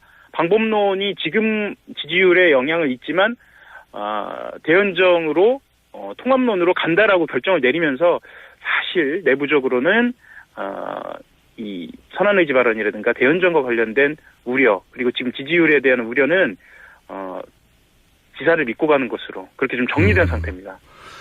그 기본 방향은 알겠어요. 근데 이제 지금 본인의 뜻이 이러하다는 걸 설명해야 되는 상황이 자꾸 되는데, 그렇게 되면 그렇죠. 단어만으로 이미 그 야권 지지자들이 부정적인 이미지를 가지고 있는 단어들이다 보니까 이 단어의 내 본 뜻은 무엇이다라고 설명해야 되잖아요. 단어만으로 이미 설명이 필요 없어야 되는데 선거 국면에서는.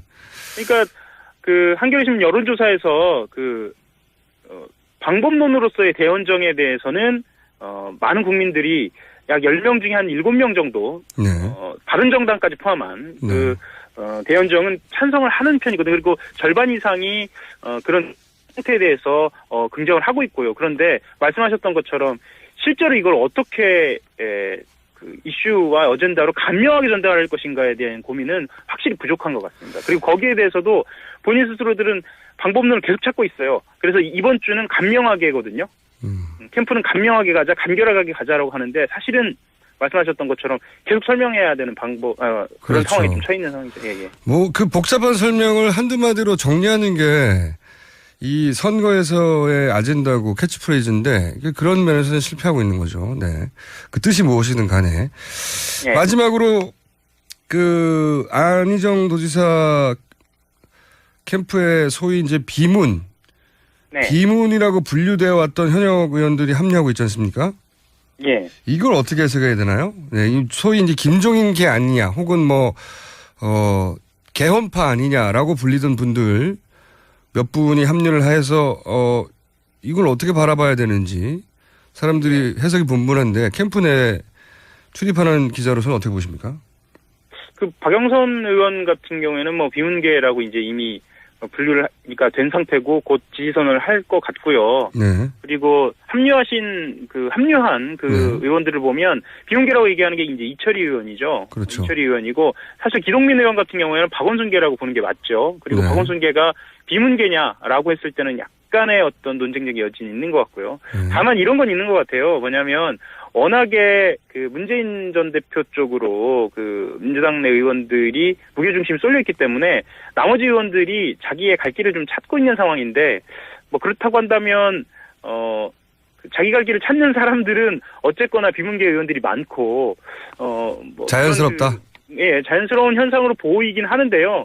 또 안희정 캠프 내부에서는 이렇게 생각하고도 있어요. 뭐냐면 어쨌거나 비문계도 아우르는 포지셔닝이 필요하지 않느냐. 그런 뭐 본인들이 이야기하는 통합의 어떤 이것도 대연정의 컨셉에서 바라봐야 되는 겁니까?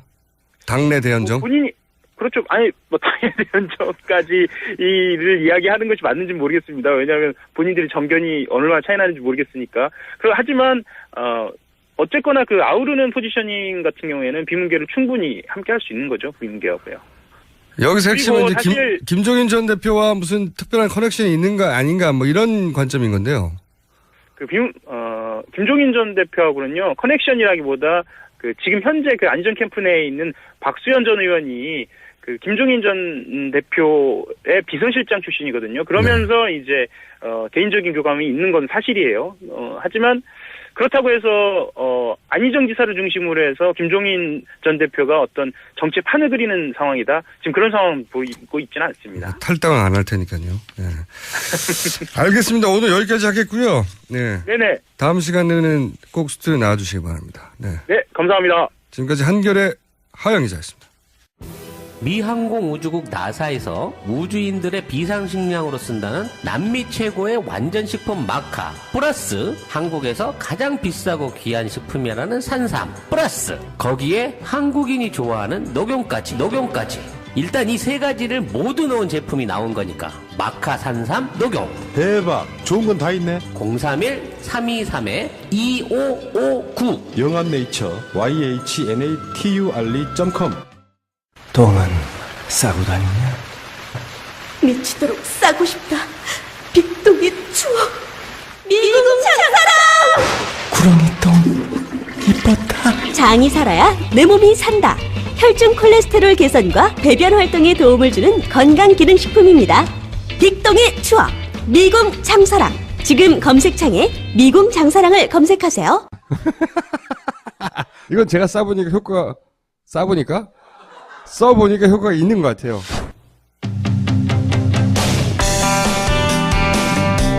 박영수 특검의 집 앞에서 야구 방망이를 흔들었던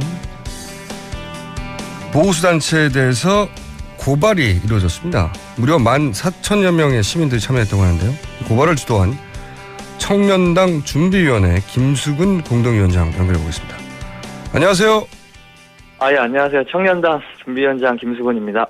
우선 청년당이 준비위원회가 발족됐다는데 이게 청년당이 창당을 하는 정말 당입니까? 예, 말 그대로 지금 창당을 준비하고 있고요. 네. 예, 저희가 지난해 촛불혁명부터 이렇게 모이기 시작한 청년들이 한두 명씩 지금 이 썩은 정치 한번 우리가 직접 정치해서 갈아엎고 지금 죽음으로 내몰리는 청년들 목소리 한번 대변하는 정당 한번 만들어보자 해서 지난달에 1000명 발기인 모여서 네, 저희가 발기인 대회도 하고 이제 정식 창당을 위해서 당원 모집 중에 있습니다. 네. 청년은 몇 살부터 몇 살까지 가입 조건입니까? 아니요, 저희는 가입 조건은 없는데요. 예. 주축으로 지금 활동하는 분들이 지금 39세까지 우선은 39세요? 운영팀에는 40세부터는 안 돼요? 예를 들어서 결혼을 안 했다든가. 운영하는 사람들만. 예? 운영하는 사람들만 그렇고요. 당원분들은 네. 나이와 상관없이 본인은 청년이라고 생각한 이혼남은 어때요? 예. 그래서 마음은 청년이당 이렇게 소모임들을 운영하려고 하고 있습니다. 알겠습니다. 그런 창당 준비를 하신 중이고, 근데 이제 청년당의 이름으로 그 자유청년연합의 장기정 대표, 엄마부대 주옥순 대표, 장기정 대표는 이제 야구방망이를 흔든 분이고, 주옥순 네. 대표는 목을 쳐야 한다 이런 이야기를 박영수 특검 집 앞에서 했죠. 네. 네네네. 그런데 그래서, 네. 말씀하십시오. 아니요. 네, 그래서 뭐 고발을 어쨌든 그런 이유로 네, 했다고 말씀드리려고 예, 예. 그런데 이분들에게 어떤 혐의가 적용됐습니까? 고발할 때?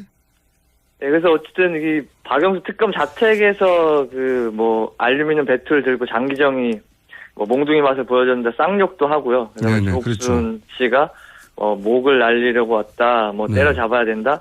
어쨌든 이런 혐의에 대해서 어쨌든 가장 핵심적으로는 특수공무 방해로 저희가 우선은 넣었거든요. 그래서 방해. 박영수 특검이 어쨌든 저희가 국가기관으로서 법률적으로 이제 수사를 하고 있는데 그에 대해서 그렇죠. 방해를 하려고 하는 의도가 있었기 때문에 그거에 대해서 특수공무 방해로 우선은 넣고 그다음에 신의 한수라고 예. 뭐 또 인터넷 방송이 있는데요. 거기서는 또 뭐 네 그 이제 주소를 공개하기도 병원에 하고. 보내야 된다. 네, 예. 주소도 공개하고 박영수는 미쳤기 때문에 정신병원에 보내야 된다. 뭐 이런 말도 안 되는 이야기를 했어요. 그래서 명예훼손이나 모욕까지 해서 네. 네, 그렇게 혐의를 적용했고 만약에 지금 어쨌든 검찰이 만약에 또 수사를 제대로 안 하고 한다면 저희가 예비적으로 특수 협박을 다시 넣어서요. 그래서 특수 공무 방해가 안 된다면 특수 협박으로라도 무조건 처벌을 해달라. 이래서 이번에는 무조건 이 사람들에게 단죄를 하려고 네, 하고 있습니다. 예비적 주장 이런 건 굉장히 변호사들만 쓰는 전문 용어인데 변호사세요 혹시? 저 변호사님이 도와주셔가지고요. 아 그렇군요. 네. 자 그럼 촛불 집회와 함께하는 변호사분들이 도와주셨나 보죠? 예, 저희가 매주 촛불 집회를 나가면서 같이 하다 보니까 예. 지금 박근혜 퇴진 비상국민행동이라고 주관하는 단체에 계신 법률팀 변호사 김도희 변호사님 계신데 네. 도움을 구해가지고 진행을 할 수 있었습니다. 그런데 그렇게 고발을 하는데 14,000명이나 참여했다는데 이건 어떻게 모으신 겁니까?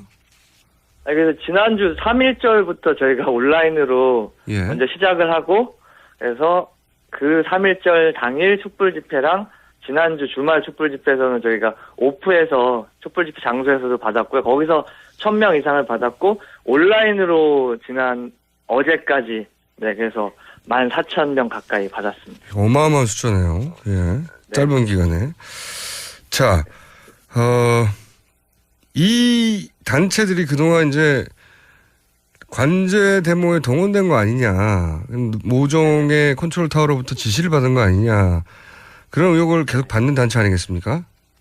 네, 그래서 지금 뭐 특검 발표에서도 주옥순, 장기정 이런 분들이 청와대 행정관들이랑 문자, SNS, 뭐 전화 이렇게 뭐 100통 가까이 넘게 네. 주고받아 왔던 게 드러났고 그게 총선, 탄핵, 뭐 이런 특검 관련된 집중적인 시기마다 연락이 굉장히 집중됐고요. 그래서 예. 명백한 관제담모 단체라는 게 밝혀진 거라고 생각해요. 이제 수사를 해야겠지만. 이 청와대 어버연합이 네. 청와대 행정관은 그러면 고발 안 하나요? 그런 지시의 의혹을 받고 있는 사람은 고발 대상이 아닙니까? 궁금해서 여쭤보는 건데. 네, 저희가 그것까지는 생각을 못 했는데요. 다시 한번 청와대 행정관까지 한번 준비를 해보겠습니다. 알겠습니다. 왜냐면은 지금 이분들은 명백히 그런 발언들 행위를 했던 분들이고 그죠? 네, 그리고 근데 이분들하고 지금 청와대 행정관하고 계속해서 통화해 왔다는 거 아닙니까? 올해까지 올 초까지도. 네. 그러니까 그분 씨에게도 어떤 지시의 의혹이 있는 것 같긴 한데. 네. 그분이 빠져서. 이 약간 꼬리가 될 수 있는 이 사람들 잡고 늘어져서 예. 저희가 이제 몸통으로까지 좀 고발을 확대해 가려고 지금 계획 중에 있습니다. 이 고발을 해야 되겠다고 하는 결의는 어떻게 나온 거예요? 청년당 준비위원회에서 회의를 거치다가 야 이게 너무하지 않냐 이렇게 나온 겁니까? 네, 그래서 지금 어쨌든 저희가 뭐 계속 뭐 탄핵 국면에서도 뭐 태극기 집회니 뭐 어버이연합 엄마 부대니 거기에 무슨 뭐 애국자가 어디 있고 엄마가 아들 걱정하는 엄마가 어디 있습니까? 근데 이제 뭐 자유청년연합이라는 데서 청년 이름을 들먹이면서 또 이런 말도 안 되는 테러 행위를 하고 막 몽둥이 들고 나오는데 그에 대해서 경찰이 원래 먼저 움직여서 신병 보호를 하고 했어야 되는데 그렇죠. 뭐 그 재판관이나 특검에서 그렇게 공포스러워서 신변을 요청했는데 그것도 늦장으로 막 며칠 있다가 나타나고 이런 상황을 보면서 이게 확실히 지금 뭔가 문제가 있다. 우리가 이 사람들 이런 범죄 테러에 대해서는 확실히 죄를 물어야겠다 싶어가지고 청년 이름을 더럽히는 자들에 대해서 좀 청년당으로서 한번 고발해보자 이렇게 됐습니다. 네. 그러니까 자유청년연합에서 이런 소위 백색 테러에 해당될 행위를 하니까 청년당으로서 가만히 있을 수 없지 않느냐 이런 중재가 모아졌군요. 예. 이해했습니다. 그렇게 말씀하시니까 이해가 딱 가네요. 자, 이제 탄핵 심판 선고도 뭐 길어야 일주일 이내 결론이 날 것 같은데 앞으로 청년당은 어떤 활동을 할 예정인가요? 여기까지 제가 묻고 오늘 인터뷰 끝내야 될 것 같은데. 네네. 우선은 저희가 지금 한번 고발을 했는데요. 지금 이분들뿐만 아니라 저희가 촛불 집회 항상 가는데 그 시민들이 폭행당하고 뭐 기자분들 뭐 계속 공포가 좀 조장이 많이 되거든요. 그래서 그렇게 피해 당한 백색 테러 이런 제보를 받아서 약간 백색 테러의 전쟁을 좀 선포해서 아예 뿌리를 뽑아 나가려고 하고 그래서 뭐 저한테도 지금 뭐 빨갱이 새끼 어디냐 밟아 주겠다 이렇게 개인적으로 협박도 오거든요. 그러니까 이런 모든 것들을 다 좀 이번에 청산할 수 있게 하려고 하고 헌재에서도 이제 탄핵 앞두고 굉장히 긴장이 고조되고 할 것 같은데 저희가 청년당이 좀 가서 재판관도 보호하고 만약에 또 태극기 집회나 이런 백색 테러를 하려는 자들이 있으면 너도 고소하겠다 이렇게 하면서 좀 저희가 이 안정적인 인용이나 이 판결을 좀 보장하려고 좀 활동을 하려고 계획하고 있습니다. 네, 다른 활동들을 응원하고요. 다만 재판관을 보호하는 것은 경찰에게 맡겨주시기 바랍니다. 네, 알겠습니다. 오늘 말씀 감사하고요. 창당은 언제 됩니까? 연내 창당을 목표로 지금 당원 모집하고 있습니다. 예, 연내 굉장히 많이 남았네요. 네, 대선까지는 저희가 좀 촛불혁명을 완수를 위해서 좀 싸워나가려고 합니다. 대선 이후에 창당을 할 계획이시군요. 예. 네, 알겠습니다. 창당 준비가 어느 정도 되면 윤곽에 나오면 저희가 또 한번 연결해 볼게요. 그러니까 앞으로 고맙습니다. 앞으로 이런 고발은 이분들로 끝나는 게 아니라 앞으로도 계속 하겠다는 말씀이신 거죠? 네. 예, 계속해 나가려고. 그리고 그게 청년당으로 끝나는 게 아니라 앞으로 이렇게 모아서 고발 참여 인원들을 시민들과 함께 고발하겠다는 거고요. 예. 그래서 같이 연대할 분들도 퇴진행동 쪽에서도 지금 같이 고민도 하고 계셔서 저희가 같이 할 단체나 이런 시민들이랑 좀 더 완전히 뿌리 뽑을 때까지 한번 싸워 나가도록 하겠습니다. 알겠습니다. 네, 고발이 늘어날 때마다 저희가 연결해 볼게요. 예. 자, 오늘 말씀 감사합니다. 네, 고맙습니다. 지금까지 청년당 준비위원회 김수근 공동위원장이었습니다.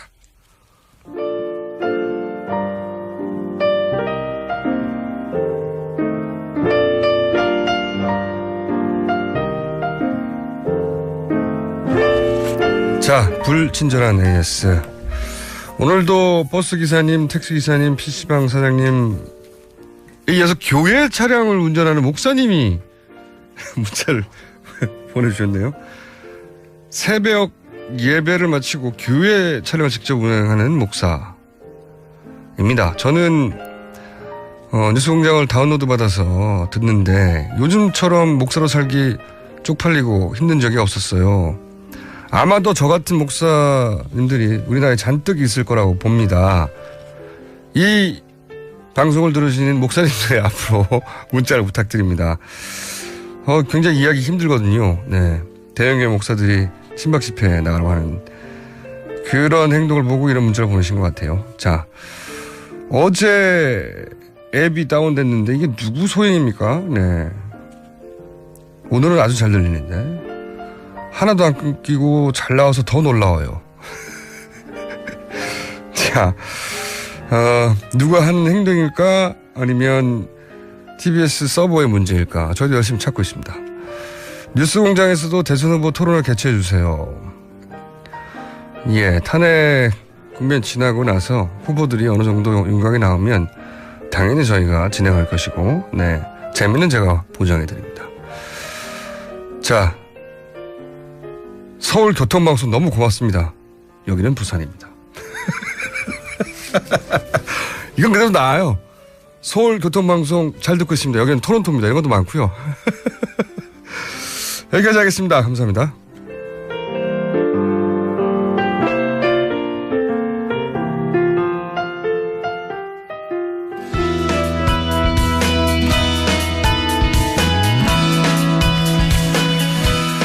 저희가 지난주에 한번 소개해드렸죠. 소개해드리자마자 이분의 성함이 검색어 순위를 다퉜습니다. 네. 그렇게 본인의 이름이 검색어 순위를 다툰 적 있어요? 아, 처음입니다. 그렇죠? 네. 셜록 홈즈에서 나왔죠? 네, 그렇습니다. 네. 진실탐사그룹. 보통 이제 기자들만의 그룹도 있고 뭐 여러 가지 그룹이 있을 수 있는데 여기는 기자와 법조인들과 사진 기자들과 뭐 이렇게 뭉쳐 있죠. 전직 형사분도 계시고요. 전직 형사까지. 네. 그래서 왜 그 미드 보면 콜드 케이스라고 네. 미제 사건들 있지 않습니까? 네네. 미제 사건들만 다루는, 그러니까 오랜 시간 동안 미제됐던 걸 다시 들춰서 10년, 20년 지나서 다시 수사하는 게 있는데 좀 비슷해요. 그죠? 네. 미제라기보다는 잘못 판결난 사건들이라. 네네. 제가 이름을 소개 안 드렸네요. 제가 인사를 못 드렸습니다. 진실탐사그룹의 이명선 기자입니다. 네, 오늘도 나오셨어요. 지난 시간에 이제 내가 왜 종편을 떠났는가 하는 얘기로 저희가 만났고, 셜록 아직도 모르시는 분들이 있을 테니까 그런 진실 탐사 그룹이 있습니다. 네, 그래서 이분들끼리 형사도 있고 뭐 변호사도 있고 기자도 있고 사진 기자도 있고 모여가지고 이분들끼리 잘못 판결난 사건. 네, 그것들을 주로 다시 취재해서 재판에 올리는. 네. 네. 재심이 굉장히 어렵거든요. 사법부가 3심 제도에서 판결 내렸는데 네. 이걸 다시 법원에서 받아들이는 거를 거의 안 합니다. 그렇죠. 네. 재심 결정 자체가 힘듭니다. 네, 거의 안 하는데 벌써 재심 판결을 받아내는 것들이 있고요, 사건들이. 그렇죠? 네. 네. 굉장히 독특한 전례가 없는, 우리나라뿐만 아니라 이런 걸 들어본 적이 없는 그런 그룹에서 활동하는 이명선 기자입니다. 네, 열심히 하겠습니다.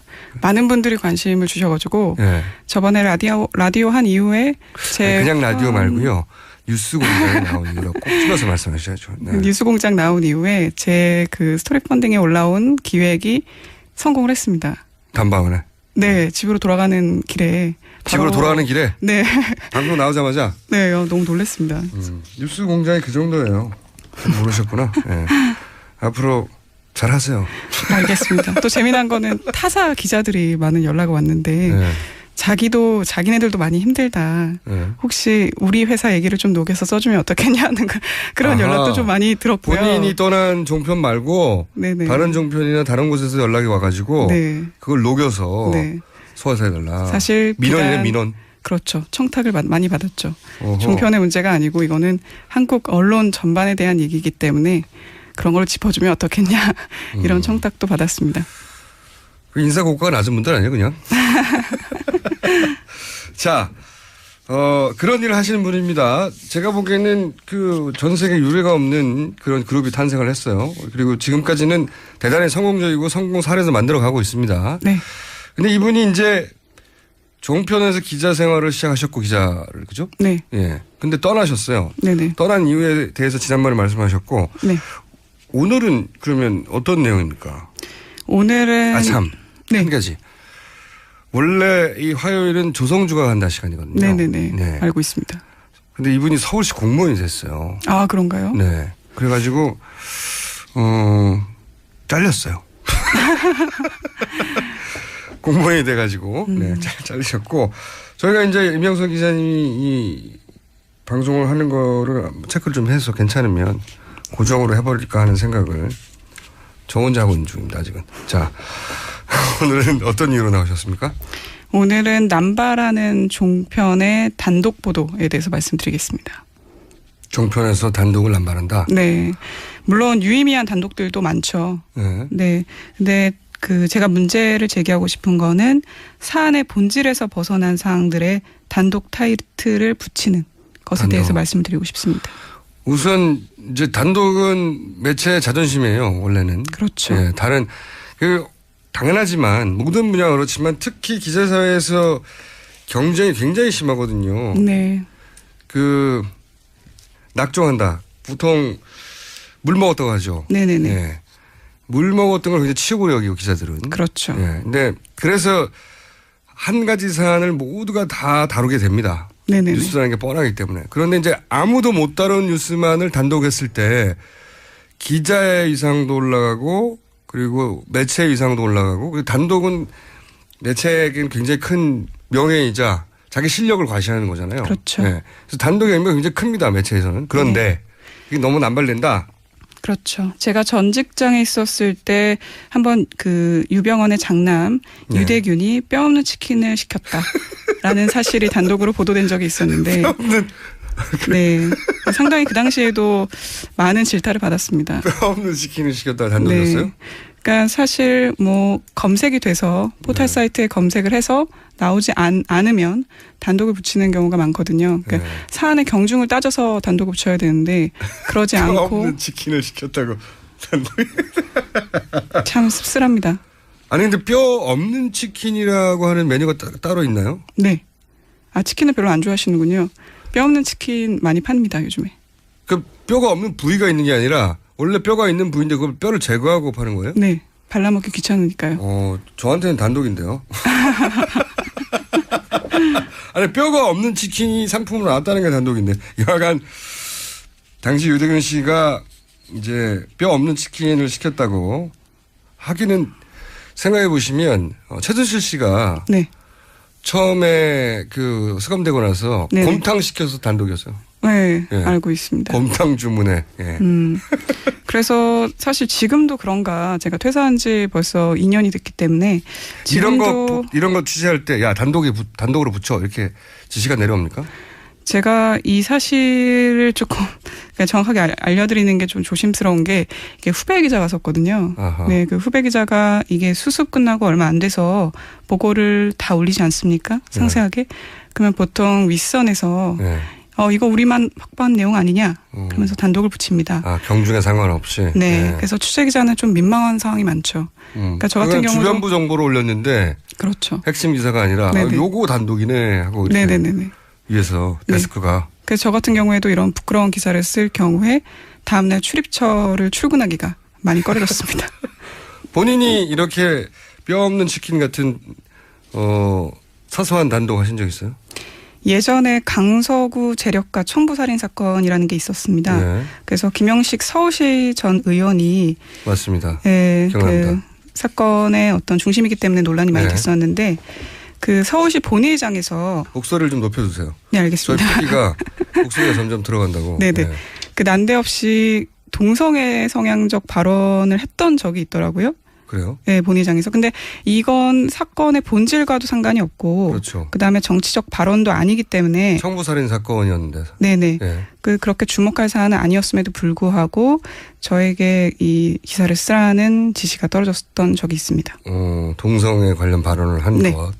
그러니까 사안과 상관없이 눈길을 끌 수 있으면 끄집어내서 단독을 갖다 붙인다. 네. 그런 게 하루 이틀이 아니다. 그렇죠. 지금은 좀 나아졌는지는 모릅니다. 근데 2년 전만 안 나아졌어요. 안 나아졌고 날로 심해지고 있어요. 네, 제가 그래서 어제 좀 출연을 준비하면서 찾아봤는데 4월에도 북한 시장에는 방울토마토가 판다. 이런 것도 나오고. 북한 시장에 단독. 4월에 북한 시장에는 방울토마토 팔아. 이렇게 단독이었어요? 네. 제가 전에도 말씀드렸지만 북한 기사가 좀 문제가 많은 걸로 좀 생각이 드는데.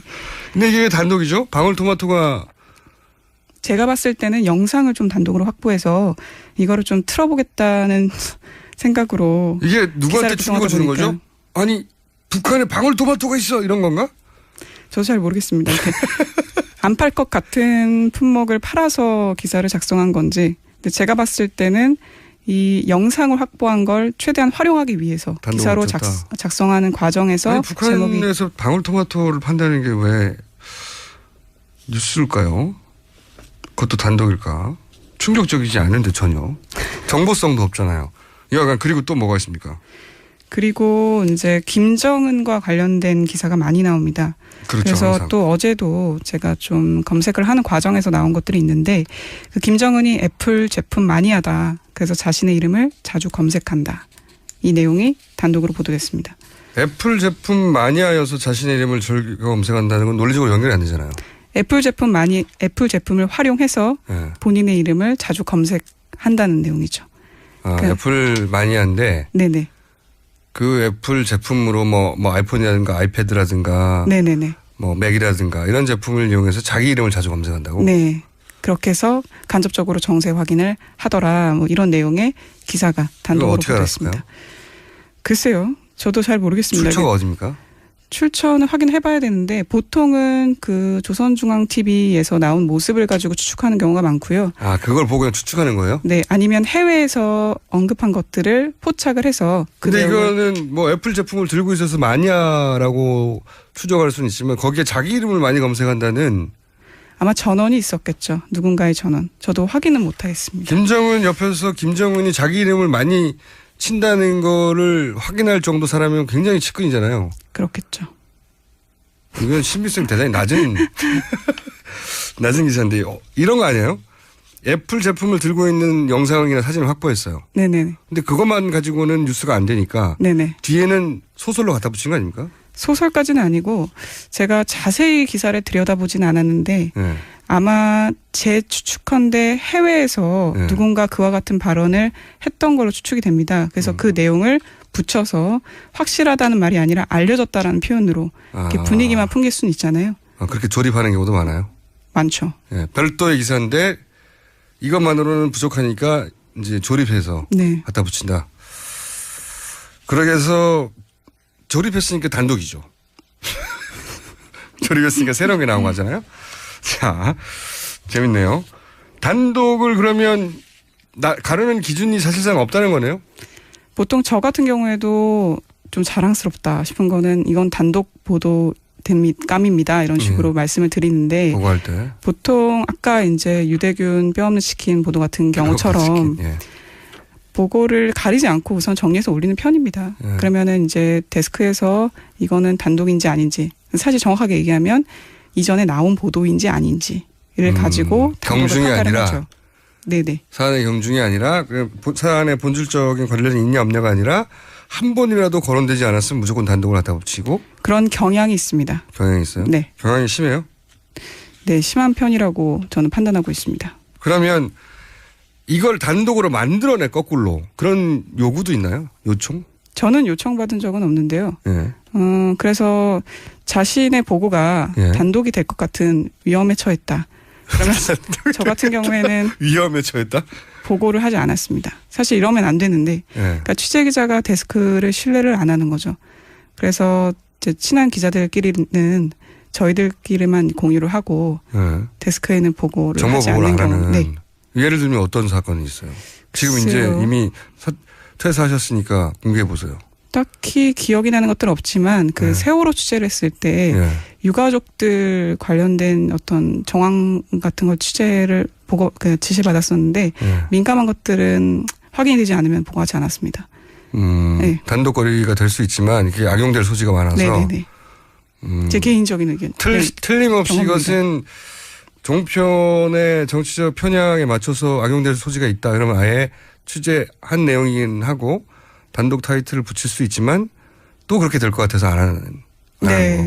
아하. 그거 이해갑니다. 그리고 이거 진짜 단독 아닌데. 네네. 단독 아닌데 이거 단독으로 붙여 이런 것도 있나요? 그런 경우 많죠. 그러니까 그래서 어떤 타사에서 단독 보도가 됐는데 이미 됐는데 어디서 인터뷰만 하나 받아서 인터뷰를 한 줄을 넣습니다. 그리고 뭐 단독 보도입니다 이렇게 내보내는 경우에는 도대체 뭐가 단독인지를 모르는 경우가 많거든요. 구체적으로 예를 들어보세요. 구체적인 예는 딱 부러지게 기억이 나진 않지만 그런 사실이 기억을 다 한 다음에 나와주세요 앞으로는. 알겠습니다. 대본에 없는 내용을 자꾸 여쭤보셔가지고 저는 구체적인 게 궁금하거든요 항상. 네. 그래서 저희는 그거를 한 줄 단독이라고 많이 부르는데요. 그래서 이미 나와 있는 내용에 그 줄기랑은 상관없지만 곁다리의 내용을 추가해서 이미 보도됐는데 네네. 그 내용 관련해서 딱 한 줄만 더 추가하는. 그렇죠. 보통은 인터뷰입니다. 아, 기사가 나왔는데 그 당사자한테 전화를 해보는군요. 네네. 네. 기사를 보셨습니까? 네, 봤습니다. 어떻게 생각하십니까? 그렇죠. 뚝. 네. 보통은 뚝 끌어버리는데 그럴 경우에도 더 이상 언급하지 않았다. 뭐. 그렇죠. 그렇게 단독을 만든다. 네네. 그리고 본인이 이제 김수창 전 제주지검장 관련해서 보도하면서 기자로서 회한이 있었다면서 그 내용이 뭐예요? 그 예전에 김수찬 전 제주지검장이 길거리 음란 행위를 해서 논란이 됐던 적이 있습니다. 네. 근데 그때 이제 저를 포함해서 2명이 그 취재기자 2명이 제주도로 가서 그 음란 행위 CCTV를 찾은 적이 있습니다. 사실 그것도 좀 회의가 컸었거든요. 과연 그만한 사안인가? 그러니까 음란 행위 CCTV를 찾는 게 과연 유의미한가? 어차피 방송에서 나올 수가 없지 않습니까? 근데 그때 여러 가지 CCTV를 확보하긴 했습니다. 음란 행위가 찍힌 건 아니고 뭐 식당에 간다거나 엘리베이터를 탄다거나 엘리베이터를 탄다거나 근데 그런 내용에도 단독을 붙여서 식당 단독 식당에서 밥을 먹더라. 그래서 이 뭐 경로라고 할까요? 그 당시에 이제 사건이 있었던 이동 경로. 네, 그거를 단독으로 내보낸 거죠. 그 무의미한 거죠. 무의미하지만 영상이 확보됐으니까 단독으로 붙여서 내보내는 거. 네네네. 자, 이게 이제 아까 말씀하셨잖아요. 이게 비록 뭐 종편이 아무래도 경쟁이 심해서 눈에 많이 띄기는 하지만 종편만의 문제가 아니다. 단독 강장은. 제가 최근에 주목해서 보는 거는 그 국가기관 통신사 연합뉴스인데 연합뉴스에서도 지금 이와 같은 일들이 많이 벌어지고 있기 때문에 많이 좀 안타까운 상황입니다. 뭐 예를 들어 생선은 건강식이다. 뭐 이런 것도 단독이 붙고 그다음에 뭐 생선은 건강식이다. 마트에서 모로코 문어가 50% 가격으로 팔더라. 절반 가격으로 팔더라. 뭐 이런 내용에도 단독이 붙기 때문에 단독이 사라진 경우 있어요. 정반대로. 이건 단독 맞는데 이 매체의 정치적 편향 때문에 아예 사라져버렸다. 30초 남았는데 짧게. 그런 얘기는 좀 들어본 적이 없고요. 그러니까 최대한 단독으로 포장을 해서 보도를 해야 사실상 포털 사이트에 비슷한 내용이 많으니까 그렇게 해서라도 눈에 띄고 클릭이 유도가 되면 최대한 단독을 활용하려는 경향이 강하죠. 알겠습니다. 자, 종편만의 문제는 아닌데 종편에서 유난히 두드러지는 문제점에 대해서 오늘 짚어봤고요. 앞으로도 저희가 이 문제를 계속 이 진실탐사그룹 셜록의 이명선 기자하고 계속 짚어볼 생각입니다. 오늘 말씀 감사합니다. 네, 감사합니다. 지금까지 김어준이었습니다. 네, 내일 다시 뵙겠습니다. 안녕.